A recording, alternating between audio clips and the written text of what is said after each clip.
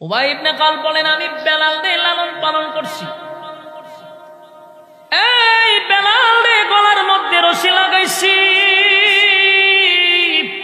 বেলাল রে বুকের মধ্যে পাথর রাখছি রে। একটা বারের জন্য বেলাল কালেমা ছেড়ে দিল না। এত নির্যাতন বেলালের উপরে আমি চালাইছি, কিন্তু বেলালের জবান থেকে কালেমা বাদ দিতে পারলাম না রে। আমি জানি ইমানদার একবার কালেমা পড়লে জীবন দিতে রাজি, কালেমা দিতে রাজি না। এই বেলালের জবান থেকে আমি আল্লাহ নামটা সরাইতে পারলাম না, তাই বেলালের জিহ্বাটাকে আমি টান দিয়া বাহির করে প্যারাক মারছি, তারপরও বেলাল আল্লাহ বলা ছাড়ে নাই। উবাই ইবনে খালদ বলেন, দোস্ত তোরে তো এখন পর্যন্ত বাড়াম দেই নাই, এরা তো মারছি, তোরে তো কোনো সাইজ করছি না। বন্ধু বইল, সাইজ করার আগে তুই কালেমা ছেড়ে দিছস, কেমনে বিশ্বাস করব? এখন শুনেন উকবা কি কয়, দোস্ত রে তোর কথা সঠিক, ইমানদার ইমান আনলে ছাড়ে না, ইমানদার কখনো ইমান ছাড়তে পারে না। কিন্তু আমি তো বেলালের কালেমা পড়ি নাই, আমি তো আবু বকরের কালেমা পড়ি নাই।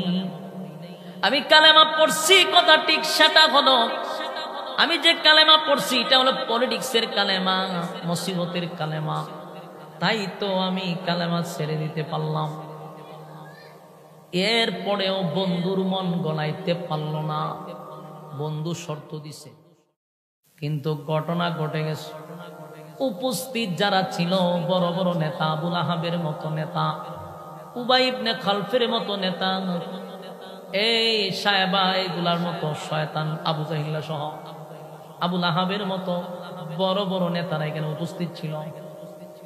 তারা ডাক দিয়ে বলে, ওসমান তুই না আমাদেরকে খানার দাওয়াত দিলি, খানার দাওয়াত দিয়া আমাদেরকে বসাইয়া কেমনে কালেমা পড়লি? কালেমা পড়ার জন্য যদি তুই অনুষ্ঠান করে থাকস আমাদেরকে আগে জানাইতি, না জানাইয়া তোর বাড়িতে খানার কথা বইলা আমাকে আপনাদেরকে একসাথে বসাইয়া সে গোপনে কালেমা পড়ল, আমাদেরকে চরম পর্যায়ের সে অপমান করল। বন্ধুর সঙ্গে বন্ধুর এত বড় গাদ্দারি। উবাই ইবনে খালদ যে সবচেয়ে বড় শয়তান, যে বেলালের মনে ছিল, যে বেলালকে নির্যাতন করছিল, এটা হইল ওকবার একেবারে ঘনিষ্ঠ বন্ধু। হ্যাঁ, ওকবার ঘনিষ্ঠ বন্ধু, কলিজার বন্ধু। এই বন্ধুর সাথে তার এত সম্পর্ক যে বেলালকে নির্যাতন করত। এবার সেই বন্ধু বলে, উবাই বলে, বন্ধু শুন, কালেমা পড়বি তো আমাদেরকে দাওয়াত দিয়ে আনলি কেন? এই আয়োজন করে আমাদেরকে তুই অপমান করলি, বন্ধুদের সাথে তুই গাদ্দারি করছস, এমন বন্ধুত্ব আমাদের দরকার নাই। বড় রাগান্বিত হইছে, আর বলতে লাগলো, এ দোস্ত শুন, ব্যবসা বাণিজ্য করি একসাথে, আড্ডা মারি একসাথে, গল্প করি একসাথে, সব কিছু বন্ধু তোর সঙ্গে করি। দুর্নীতি যে করি তার একটা বাঘ তোর বাড়িতে খামে বইরা পাঠায়া দিই, চাঁদাবাজি টেন্ডারবাজি করলেও তোর বাড়িতে পাঠায়া দিই, গাঞ্জা যদি খাই বন্ধু একসাথে খাই, বুতল যদি খাই বন্ধু তোরে লইয়া খাই, নারীবাজি কেলেঙ্কারি যা করি বন্ধু তোরে সারা করি না, সব আখাম কোখাম, দিনের খাম রাত্রের খাম তোরে লইয়া করি। কিন্তু তুই কালেমাটা পড়লি তো আমাদের কি জানাইলি না? এটা তো বন্ধু মহল্লে তুই অসম্মান করছস। আজকের পর থেকে তোর সঙ্গে কোনো বন্ধুত্ব নাই, আজকের পর থেকে ব্যবসা বাণিজ্য নেই, আমরা সমস্ত বন্ধুরা তোরে বয়কট করলাম। বয়কট করে দিছে। কারা বয়কট করছে? এই ওকবার একেবারে ঘনিষ্ঠ যারা ছিল তারা তারে বয়কট করছে। তোর সাথে কোনো সম্পর্ক নাই। তুই খামটা করলে কি বাপ দাদা ধর্মের মধ্যে শুন কালি মারছস, আমরার অপমান করছ। কারণ হে যে কালেমা পড়ছে, হেও পড়ছে মুসিবত, এক সর্বনাশ। এই টিম যদি আমারে বয়কট করে তাহলে ব্যবসা বাণিজ্য আখাম কুখাম এগুলো নাও বাদই দিলাম, নেতা অমুক কেমনে, সামনে চলবো কেমনে, এবার যার টেনশন। এই চিন্তায় সে এক পর্যায়ে এদের কাছে গেছে, গিয়া হইলো দোস্ত তোমরা আমারে বয়কট করলে আমি চলবো কেমনে? হয়তো তুই আমাদের সাথে কথা বলাও বন্ধ, তোর সাথে কোনো সম্পর্ক নাই। তখন এক হয় যে দোস্ত কালেমা তো পড়ছি কথা ঠিক, কিন্তু এটা তো পলিটিক্সের কালেমা পড়ছি। আপনার এলাকাত নাউজুবিল্লাহ আছেনি? থাকলে বলবেন। চিন্তা করছেন অন কি কর, পলিটিক্সের কালেমা পড়ছি, আমি তো আসলে মোহাম্মদের কালেমা পড়ি নাই। উল্টি মেরে দিছে। হয় আমি যে মুসিবতে পড়ছিলাম তখন যদি কালেমা না পড়তাম তো আমার মান সম্মান ইজ্জত যাইত, তাই বাধ্য হইয়া আমি মুসিবতে পড়ে কালেমাটা পড়ছিলাম। এই জন্য আমি কালেমা থেকে ফিরে আসছি, কালেমা ছেড়ে দিছি, তোমরা আমাকে গ্রহণ করো। কথা বুঝতেছেন? কিন্তু উবাই যে এ লোক বালা না, একই শোনো মিষ্টি মিষ্টি কথায় আমাদের মন গলাইতে পারবা না। তুমি কালেমা পড়ে যে আঘাত আমার ভিতরে দিছ, এই আঘাত যদি তুমি পুনরায় আবার ফিনিশিং দিতে চাও, ঠান্ডা করতে চাও, কলিজা যেইভাবে আগুন দিয়ে পড়ছো, ঠান্ডা করতে গেলে আমার শর্ত অনুযায়ী সামনে তোমার কাজ করতে হবে। তো কেমন মানুষের শর্ত দিছে? সবচেয়ে বড় শয়তান। তো হে বারবার বলতেছে দোস্ত আমি তো শর্তের দরকার নেই, কালেমা তো ছেড়ে দিছি। কিন্তু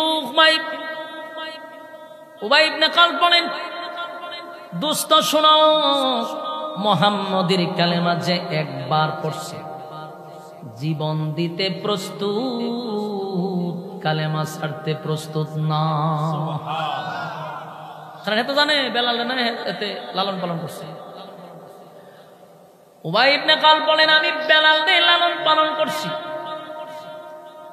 এই বেলাল রে গলার মধ্যে রশি লাগাইছি,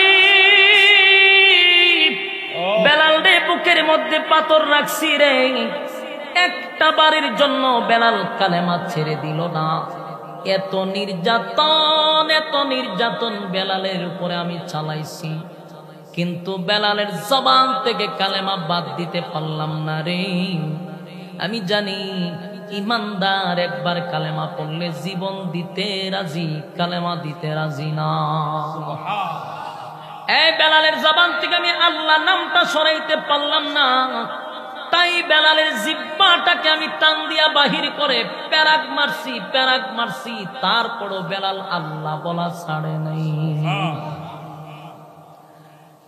উবাই ইবনে খালদ বলেন দোস্ত তোরে তো এখন পর্যন্ত বাড়াম দেই নাই, এরা তো মারছি, তোরে তো অনেক সাইজ করছি না। বন্ধু বইল সাইজ করার আগে তুই কালেমা ছেড়ে দিছস, কেন বিশ্বাস করুন?